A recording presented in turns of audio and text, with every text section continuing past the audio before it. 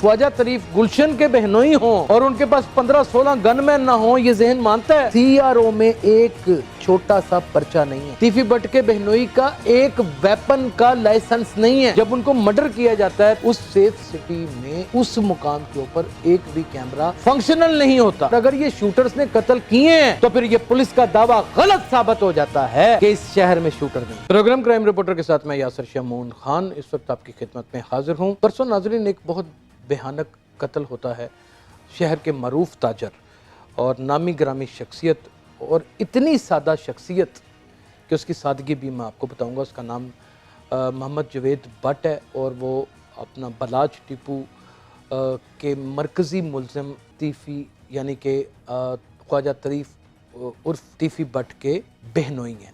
ये दो भाई हैं, मोहम्मद तारिक और मोहम्मद जवेद भट्ट। ये दो भाई हैं और दो बहनें हैं ख्वाजा तरीफ गुलशन की जो यहाँ पर एक ही घर में ब्याही हैं। और ये भी मैं आपको बताता चला जाऊँ कि ये कज़न भी हैं ख्वाजा तरीफ गुलशन, ख्वाजा तारिक और इनके बहनोई जवेद यानी जवेद भट्ट।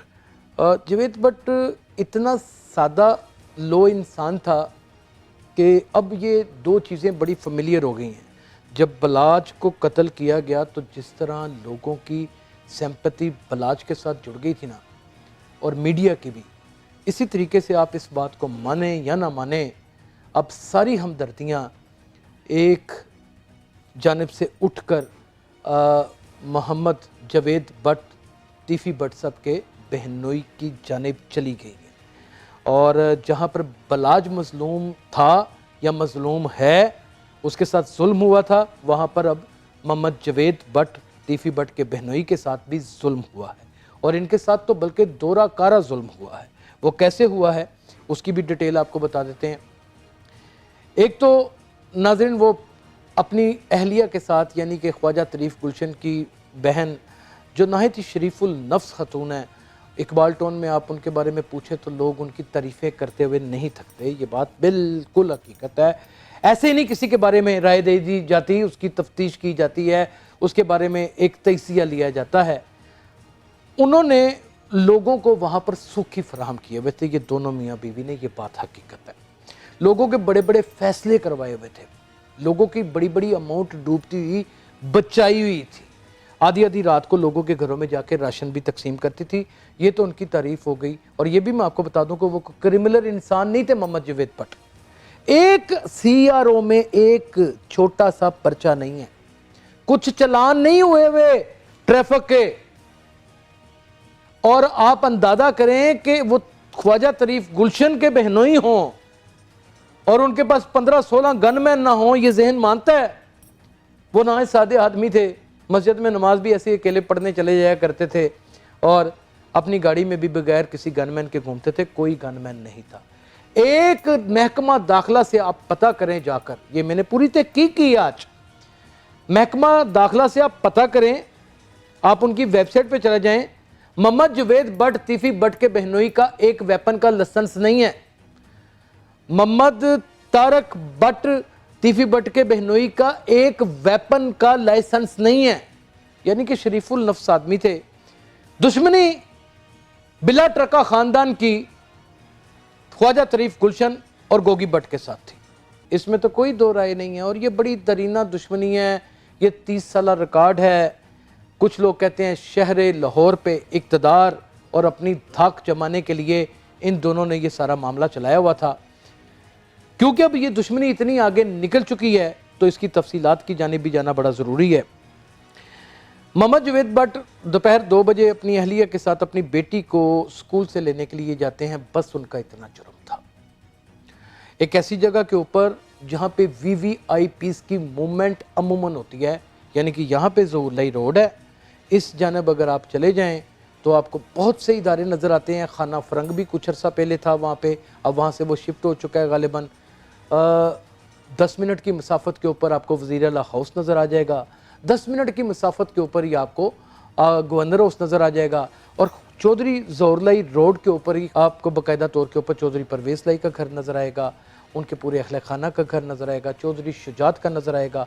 जब क्रिकेट टीमें बाकायदा तौर के ऊपर मूवमेंट अपनी करती हैं ग्राउंड में जाने के लिए, इंटरनेशनल क्रिकेट टीमें, تو یہ المیہ کی بات ہے کہ وہ اسی روڈ سے جاتی ہیں، اور اسی روڈ کے اوپر جو ایف آئی آر میں درج ہے، جس کے باقاعدہ طور کے خواجہ طریف کے بھانجے اور محمد جوید بٹ کے مرحوم کے بیٹے، بڑے بیٹے نے اپنی مدیت میں پرچہ کروایا ہے، اس میں واضح طور کے اوپر لکھا ہوا ہے کہ میری والدہ ان 4 قسمیں سے کیسر بٹ کو، جو لکھو ڈیر سے ہیں اور جو بہت زیادہ شدید بیان بازی بھی کر رہے تھے اور سخت لفظ بول رہے تھے، اور کئی پروگرام کے اوپر تو جب خواجہ طریف گلشن کا نام لیتے تھے تو بیپ لگ جاتی تھی، تو اس کا مطلب کہ کچھ کہتے ہی تھے وہ، تو ان کا نام اور امیر مصعب کے اور امیر بلاج کے چھوٹے بھائی امیر فتح کا نام بھی نامزد ملزموں میں ہوتا ہے، اور اس میں یہ ڈائریکشن دی جاتی ہے، ایف آئی آر میں لکھا جاتا ہے متن کے اندر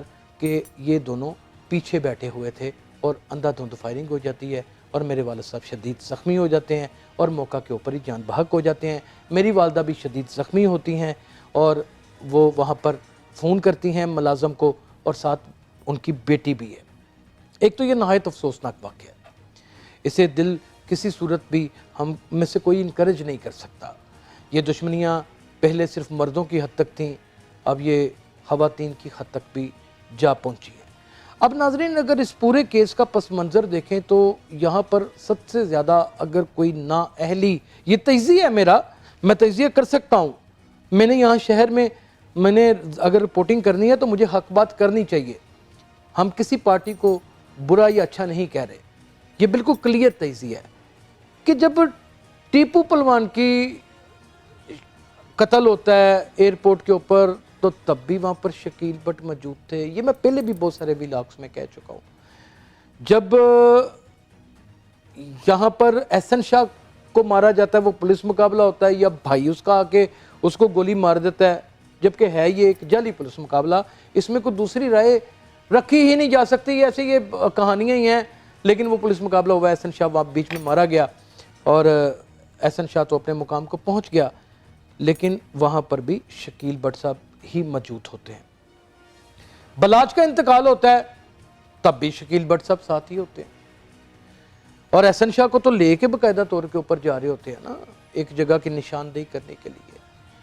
اب ایک سب انسپیکٹر جو آرگنائز کرائم یونٹ کا سب انسپیکٹر ہے، وہ کتنا زیادہ طاقتور ہے کہ وہ پورے انڈر ورلڈ کو اور پورے پہلوانوں کو لاہور کے جانتا ہے، ان کے بارے میں جانتا ہے۔ چلیں، پولیس افسر کے مراسم ہو سکتے ہیں، صحافیوں کے مراسم ہو سکتے ہیں ان لوگوں سے، کیونکہ انٹرویو کرنا ہوتا ہے، پولیس افسر نے انفارمیشن لینی ہوتی ہے، لیکن ہر واقعے میں یہ شامل ہوتے ہیں۔ یہ ظاہر بات ہے کہ اس وقت بٹ برادری کے ذہن میں بات بڑی شدت سے یہ گھوم رہی ہے، یہ چکر کھا رہی ہے، اور یہ بات سمجھ بھی آ جاتی ہے، یہ بات ہمارے ہاں سمجھ بھی آ جاتی ہے کہ یہی شخص موجود ہوتا ہے۔ اب ناظرین، حق تو یہ ہے کہ محمد جوید بٹ جو تیفی بٹ کے بہنوئی ہیں، جب ان کو مرڈر کیا جاتا ہے تو سیف سٹی جس کو کہا جاتا ہے لاہور کو، اس سیف سٹی میں اس مقام کے اوپر ایک بھی کیمرہ فنکشنل نہیں ہوتا، یعنی کہ یہ سیف سٹی نہیں ہے، ہم اس سٹی کے اندر محفوظ نہیں ہیں۔ خواجہ طریف گلشن کا آج سے تقریباً 4 مہینے پہلے ملک عرفان، ایک نہایت نامور کرائم رپورٹر ہے، ان کو دیے جانے والا انٹرویو میری نظر سے گزرا، اس میں انہوں نے ایک بات کہی جو آج دل کو لگتی ہے۔ اگر پولیس یہ ساری سازشیں نہ کرتی تو ہم 2 گھرانے اس نہج پہ نہ پہنچتے، یعنی کہ ان کا کہنا یہ تھا کہ آج ہماری دشمنیاں جس نہج کے اوپر ہیں اس کی ذمہ دار، اس کی وجہ نات پنجاب پولیس ہے۔ یہ میں نے نہیں کہا، یہ خواجہ طریف گلشن نے کہا، یہ کلیئرلی کہا، اور انہوں نے یہ بھی کہا کہ جو لٹ مار میرے گھر میں مچائی گئی ہے اس کا حساب بھی میں مکمل طور کے اوپر لوں گا۔ ناظرین، اس انٹرویو کو خواجہ طریف گلشن کے دوبارہ سنیے گا، بڑی باتیں واضح ہو جاتی ہیں، بڑی باتیں واضح ہو جاتی ہیں۔ میں نے آپ کو بتا دیا ہے پولیس کی بہت بڑی نااہلی اس مرڈر میں نظر آ رہی ہے، اور یہ بھی بات حقیقت ہے کہ شہر میں گینگ وار چھڑنے کا بہت بڑا خدشہ ہے۔ کون کون لوگ اس کے شکار ہوں گے اس کا نہیں پتا۔ حد تو یہ ہے کہ غائبانہ طور کے اوپر ان صحافیوں کو بھی دھمکیاں موصول ہو رہی ہیں باتوں باتوں میں، میٹھی میٹھی باتوں میں، اشاروں کناؤں میں کہا جا رہا ہے کہ نشانے دے ہوتے تو ہیں. اس میں ممکن ہے میں بھی ہوں یا کوئی اور بھی ہوں یا کتنے بھی لوگ ہو سکتے ہیں، اس کے بارے میں نہیں کہہ سکتا، جو رپورٹ کر رہے ہیں. جبکہ ایک کرائم رپورٹر کا کام ہی یہ ہے، اس کا رسک روٹی یہ ہے کہ اس نے خبر نکالنی ہے، اور اس نے خبر نکالنی ہے تو اس کے بچوں تک رزق پہنچنا ہے. اس کے علاوہ تو اس کا کوئی دھندا نہیں ہے نا. اب وہ خبر کسی کے خلاف ہو سکتی ہے یا وہ خبر کسی پارٹی کے حق میں ہو سکتی ہے. جس کے حق میں ہوگی وہ تالیاں بجائے گا، اور جس کے خلاف ہوگی وہ منہ بناتا پھرے گا، اور وہ غصے میں بھی آئے گا اور غرائے گا بھی اور کہے گا کہ یہ میرے خلاف کر رہا ہے. اب مجھے بہت سارے لوگوں نے کہا کہ یاسر صاحب آپ محمد جاوید بٹ کے بارے میں اس کی تعریفوں کے پل باندھتے نہیں تھک رہے. تو جو ایک نہایت شریف النفس انسان ہے، جس کی ہسٹری کو میں نے سرچ کیا ہے، جس کے محلے کو میں نے جانا اور پہچانا ہے، جہاں پر میں رہا بھی ہوں، کیا مجھے آپ یہ بتائیں ناظرین، اس کے بارے میں جھوٹ ہی بولتا جاؤں، غلط بات کرتا جاؤں؟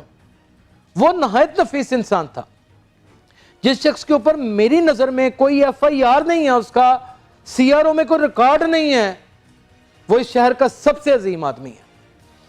جس شخص کا کوئی لائسنس ہی نہیں ہے، حالانکہ اسلحہ لائسنس بنوانا اور اسلحہ رکھنا یہ ہر ایک کا ایک قانونی اور ایک اخلاقی حق ہے، وہ رکھ سکتا ہے. میں نے تک بھی رکھا ہوا ہے اور دنیا نے بھی رکھا ہوا ہے، یہ کسی کے اوپر پابندی نہیں، قدغن نہیں ہے. لیکن ان دونوں بھائیوں نے، طارق بٹ نے اور جاوید بٹ نے، کبھی اپنا اسلحہ لائسنس ہی نہیں بنایا. یعنی کہ ان کو کسی سے کوئی ڈر خوف ہی نہیں تھا.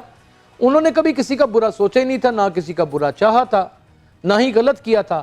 اب آپ اس انٹینسٹی کو تھوڑا سا محسوس کیجئے گا جو میں اپنے تجزیے میں بیان کرنے جا رہا ہوں کہ خواجہ طریف گلشن، تیفی بٹ اور گوگی بٹ اس ملک میں ہیں یا نہیں ہیں، اس کے بارے میں ہم کیا کہہ سکتے ہیں.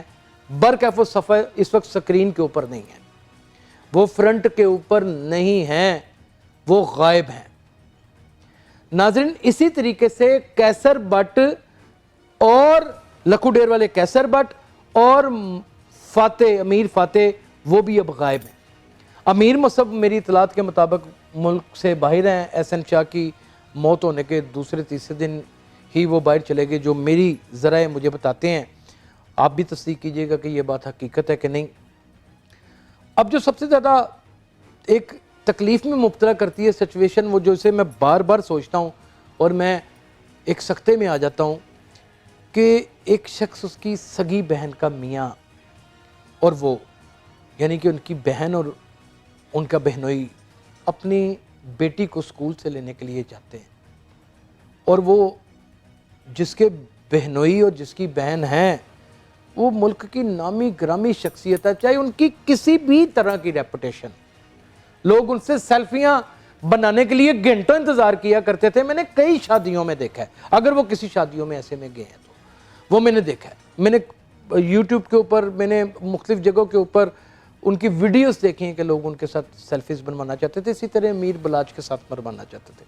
اب وہ اس ملک میں بھی نہیں ہیں جو ذرائع بتا رہے ہیں، اور ان کے بھائی کو، ان کے بہنوئی کو اور ان کی بہن کو گولیاں مار کر وہیں پر ان کا انتقال کر دیا جاتا ہے، اور بہن کو شدید زخمی کر دیا جاتا ہے، اور بھانجی بال معصوم بچہ بچتی ہے. اب آپ سوچیں کہ وہ باہر بیٹھ کر کس قدر شدت امیز تکلیف کا شکار ہوگا وہ شخص.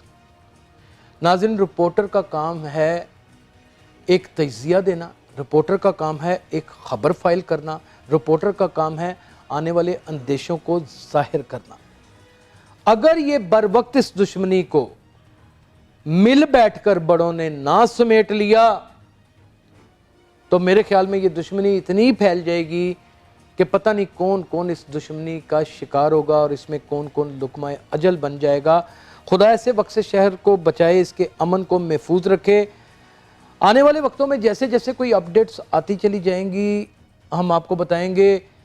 دونوں ہی فیملیاں، بلا ٹرکاں والا کی فیملی اور خواجہ طریف گلشن کا خاندان، اس شہر کا معروف تجارتی خاندان ہیں، اور یہ کسی سے کوئی ڈکی چھپی بات نہیں. اور یہ بھی حقیقت ہے کہ یہ ماسٹر مائنڈ بھی گنے جاتے ہیں. آج تک جو ان کی فیملیز میں قتل ہوئے ہیں ان میں سے کسی نے اپنے ہاتھ سے قتل نہیں کیا، وہ باقاعدہ طور پہ شوٹر قتل کرتے ہیں. یہی ایف آئی آرز جو اب تک میں نے اسٹڈی کی ہیں اس میں الزامات نظر آتے ہیں. اور اگر یہ شوٹرز نے قتل کیے ہیں تو پھر یہ پولیس کا دعویٰ غلط ثابت ہو جاتا ہے کہ اس شہر میں شوٹر نہیں ہے. تمام تجزیے تمام خبروں کے ساتھ آپ سے ملتا رہوں گا. اپنا بہت خیال رکھیے گا. اللہ حافظ.